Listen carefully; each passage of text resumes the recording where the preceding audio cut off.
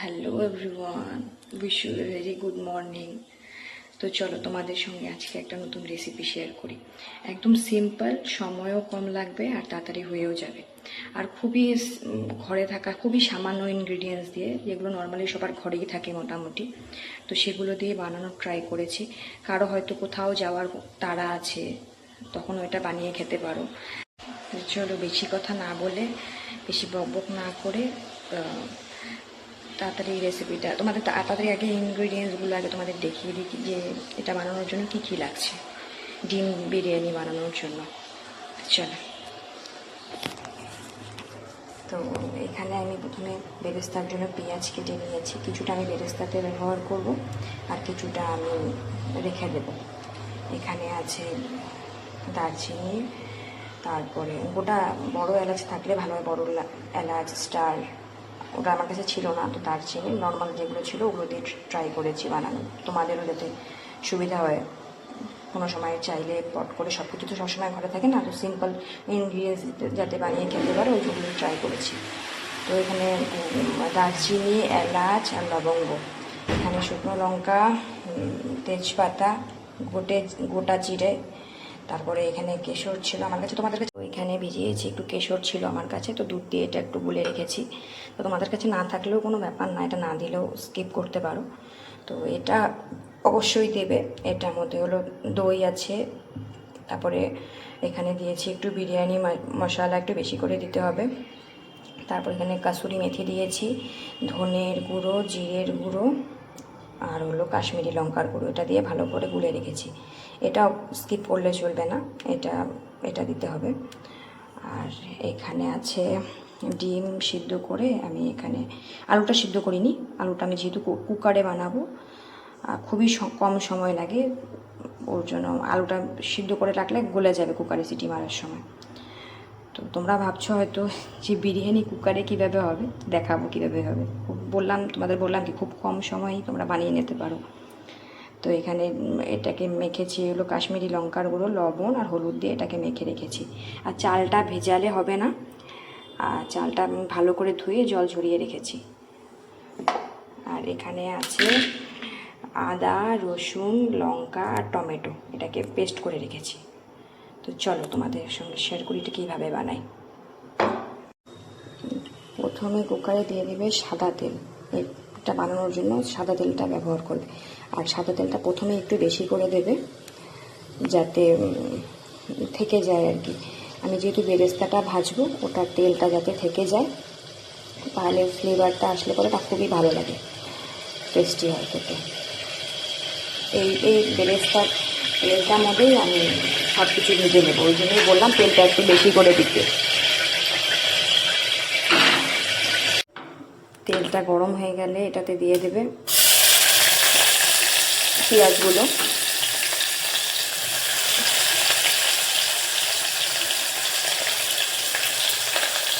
তোমাদের কোয়ান্টিটি হিসাবে দেবে, আমার যেহেতু একবেলার জন্য বানাচ্ছি আর আমরা 3 জন মানুষ, তো আমি ওই হিসাবেই ব্যবহার করেছি। তোমাদের একটু বেশি লাগলে একটু বেশি দিতে পারো পেঁয়াজটা।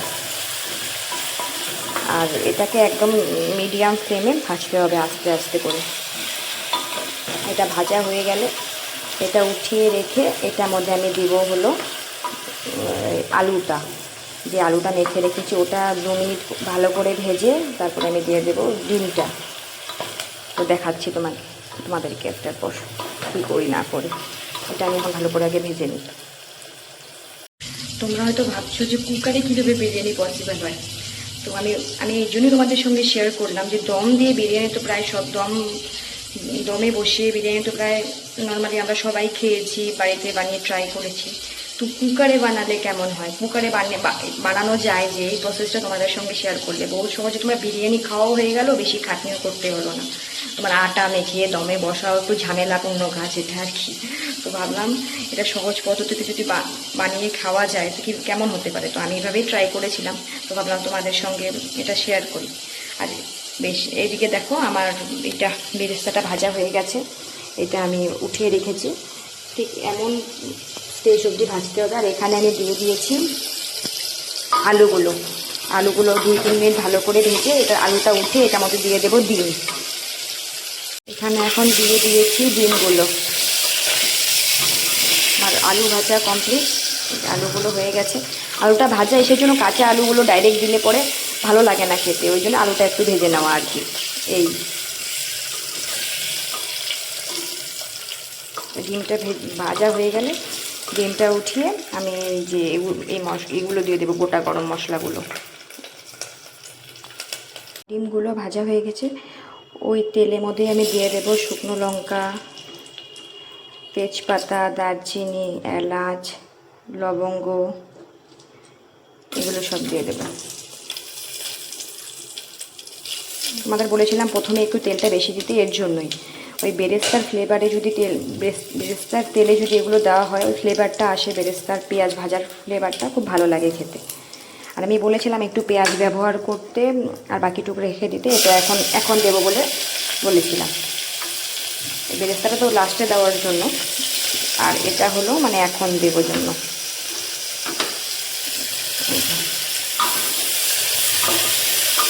এটা বেশি ভাজার দরকার নেই, এটা মোটামুটি ভেজে এটার মধ্যে যে আদা রসুন তারপরে টমেটো লঙ্কার যে পেস্টটা বানিয়েছি এটা একটু ভাজা হলে ওটাতে এটা দিয়ে দেবো।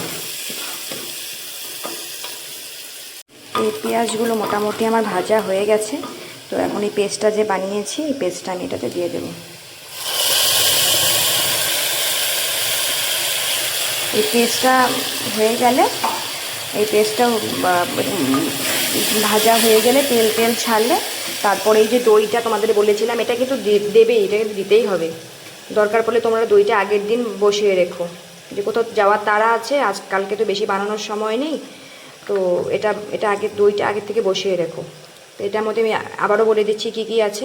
এটাতে আছে কাসুরি মেথি, বিরিয়ানি মশলা, তারপরে কাশ্মীরি লঙ্কার গুঁড়ো, জিরের গুঁড়ো, ধনের গুঁড়ো, এটাই আছে। তো এটা আমি এখন এটা ভাজা হয়ে গেলে আদা রসুন টমেটো এগুলো ভাজা হয়ে গেলে তারপরে আমি এটা দিয়ে দেবো। এটা দিয়ে বেশিক্ষণ ভাজার দরকার নেই, দেখবে কিছুক্ষণ দেওয়ার পরেই এটা একটু হালকা হালকা তেল ছেড়ে আসবে। ওই স্টেজে তোমাদের দিয়ে দিতে হবে চালগুলো।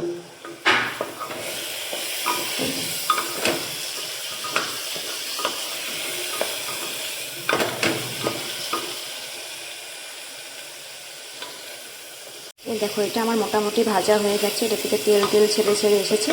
তো এখন আমি দিয়ে দেবো ওই দইগুলো। আসলে এক হাত দিয়ে ভিডিও করি তো তাই অসুবিধা হয় আর কি, তাই তোমাদের দিয়ে তোমাদের সঙ্গে শেয়ার করছি আর কি। আর আরেকটা কথা মনে রাখবে, তোমরা যেটা মেপে চাল নেবে, ধরো 1 কাপ চাল নিয়েছো তো 1/4 কাপ জল দেবে। আর এটা সবসময় মাথায় রাখবে, জলের পরিমাণটা কিন্তু বেশি হলে চলবে না। এখন এটা ভালো করে, এটা বেশিক্ষণ করার দরকার নেই, দেখবে এটা থেকে কিছুক্ষণ পরে তেল ছেড়ে আসলে তোমরা এটাতেই দিয়ে দিতে পারো, চালগুলো দিয়ে দেবে। চাল, তারপরে লেয়ার করতে হবে চাল, তারপরে হলো বেরেস্তা, তারপর হলো কেশর, বিরিয়ানি মশলা, আলু, এগুলো দিয়ে একটা লেয়ার বানিয়ে বাস জাস্ট একটা সিটি মেরে দেবে, বাস তোমাদের বিরিয়ানি রেডি। বললাম না একদম বেশি সময় লাগে না, একদম তাড়াতাড়ি হয়ে যায়। তারপরে তোমাদের সঙ্গে শেয়ার করছি, দাঁড়ো এটা একটু ভেজে নিই। ঠিক এই স্টেজ অবধি দইটা দিয়ে এই তেলটা এমন মশলাটা থেকে এমন তেলটা ছাড়া হলে তখন বুঝবে যে হয়ে গেছে। বললাম বেশিক্ষণ ভাজার দরকার নেই এটা। এখন এটার মধ্যে দিয়ে দিতে হবে চালগুলো, আমি লেয়ারগুলো দিয়ে তোমাদের সঙ্গে শেয়ার করছি। চালগুলো দিয়েছি, এখন এটার উপরে এক এক করে দেব আমি আলু।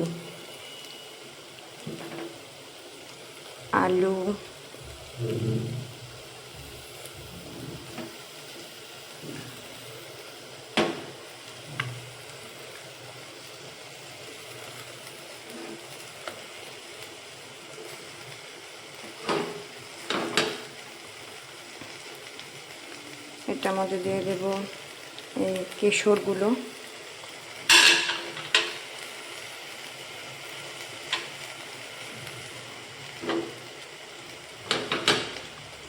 এখানে দিয়ে দেব বেরেস্তা,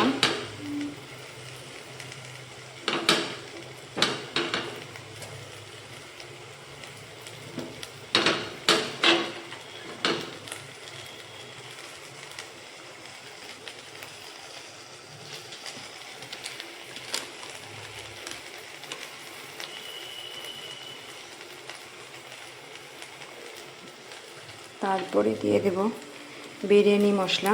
তখন যেহেতু বহুতগুলো দিয়েছি আমি ইসের মধ্যে, দইয়ের মধ্যে, তো এখন আর বেশি দেওয়ার দরকার নেই, এখন অল্প দিলেই হবে। তারপরে আমি তোমাদের বললাম না, যেটা মেপে আমি 1 কাপ মেপে তোমরা যদি চাল নিয়ে থাকো 1/4 কাপ পরিমাণ জল দেবে। ধরো 2 কাপ মেপে নিয়েছো চাল, তো 2.5 কাপ জল দেবে, 2.5 কাপ বা 2.25 কাপ জল দেবে আর কি। তো আমি জলটা দিয়ে নিয়ে, এটার মধ্যে ঘি দিতে হবে, হ্যাঁ, এটার মধ্যে আমি ঘিটা দিয়ে নিচ্ছি, হাতটা ধুয়ে আমি ঘিটা দিয়ে নিচ্ছি। আর হলো এটাতে জল দিতে হবে, আমি জলটা দিয়ে তোমাদের সঙ্গে শেয়ার করছি। যে আমি এখানে জলটা আর ঘিটা দিয়ে নিলাম, দিয়ে নিয়ে বাস প্রেশারের ঢাকনাটা এখন লাগিয়ে দেবো। ঢাকিয়ে নিয়ে বাস একটা সিটি দিতে হবে, তারপরে দেখবে তোমাদের ঝরঝরে পোলাও রেডি। ও তারপরে আরেকটা স্টেপ আছে তোমাদের দেখাবো। সিটিটা হয়ে যাওয়ার পরে ঢাকনাটা একা একা খুলতে দেবে, জোর জবরদস্তি খুলবে না। এই যে আমি ঢাকনাটা লাগিয়ে দিয়েছি, আর মিডিয়াম ফ্লেমে জাস্ট একটা সিটি দেবে। আর প্লিজ ইগনোর, হ্যাঁ, এগুলো রান্না করতে করতে এগুলো অবস্থা হয়ে যায়, আমি এগুলো পরে পরিষ্কার করে নেব। তো জাস্ট একটা সিটি পড়বে। আমি 7:30টার সময় শুরু করেছিলাম, তোমরা দেখতে পারবে, দেখো এখনও 8টাও বাজেনি পুরোপুরি। ইনগ্রিডিয়েন্টসগুলো খালি রেডি করতে যতটুকু সময়, আর বানাতে তো আধা ঘন্টাও লাগে না। তো এই জন্যই তোমাদের সঙ্গে শেয়ার করা। বাস তোমরা এখন ট্রাই করে বাড়িতে দেখতে পারো। বাস 1 2 3, বাস গ্যাসটা বন্ধ করে দেবে। বাস আমার প্রেশার খুলে গেছে, আমার বিরিয়ানি রেডি। এখন আমি একটা পাত্রে ওটাকে নামিয়ে নেব, দেখতে পারবে।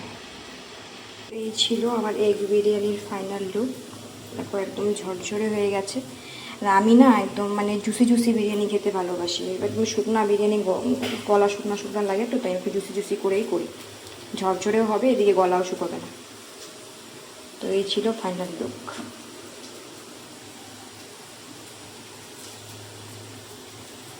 তো বিরিয়ানি একটু সিটি পড়ে গেল, বিরিয়ানি রেডি হয়ে গেল। বাস এটা ঠান্ডা হওয়ার অপেক্ষা। ঠান্ডা হয়ে গেলে খালি একটাই তোমাদের স্টেজ বাকি থাকে, যে এটাকে প্রেশারটাকে খুলে প্রেশারটাকে কিছু একটা ইসের মধ্যে, থালের মধ্যে বা কিছু মধ্যে উল্টে দিলেই হলো, যাতে জিনিসটা ঝরঝরে হয়ে যায়। কিছুক্ষণ পরে দেখবে পুরো ঝরঝরে হয়ে গেছে। বাস এতটুকুই। এখন আর বেশি বক করে লাভ নেই। আমার তো লাঞ্চ তো রেডি হয়ে গেল, কিন্তু সকালের ব্রেকফাস্ট এখনো রেডি হয়নি। তো আমাকে এখন পটাপট ওটা বানাতে হবে। তো আজ আসছি, টাটা। আর রেসিপিটা তোমাদের কেমন লাগলো কমেন্টে অবশ্যই জানিও। আর কোনোদিন বানিয়ে খেও, আমি সাজেস্ট করলাম, দেখবে খুবই ভালো লাগবে। তো আজ আসছি, টাটা, সবাই ভালো থেকো।